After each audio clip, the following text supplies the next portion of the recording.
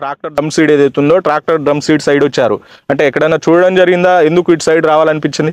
అంటే నేను యాక్చువల్గా ఇది నాటేసేటప్పుడు కూలీల సమస్య బాగా ఉన్నది. ఇది కరిగడి చేసి ఒక వారం రోజులు కరిగడి చేసినాక వస్తున్నారు కూలీలు.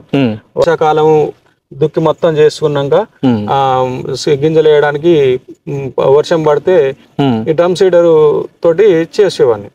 డ్రమ్ సీడర్ ఒక సంవత్సరం ఏం చేసినామంటే మనుషులతోటి గుంజి ఒక మనిషిని పెట్టుకొని ఒక 8 ఎకరాలు గుంజుదాం అనుకుంటే 2 ఎకరాలు గుంజేసరికి ఇబ్బంది అనిపిస్తే ఆ తర్వాత మేము ఇక ఇది ఎట్లా ఇది మిగతా అది చల్లేసినాం చేతితోటి, పెద్ద చల్లే పద్ధతిలో చేతితోటి చల్లేసినాం.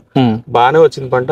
అయితే కొంచెం చల్లిన దానికి డ్రమ్ సీడర్ కు తేడా ఏంటంటే ఈ లైన్స్ ఉంటది, రోగాలు తక్కువ వస్తాయి. ఇంకోటి ఏంటంటే ఇది ఇక్కడ కుప్పలుగా అంటే లైన్స్ ఇట్లా కుప్పలుగా పడుకుంటూ పోతుంది కాబట్టి ఇది అయితేనేమో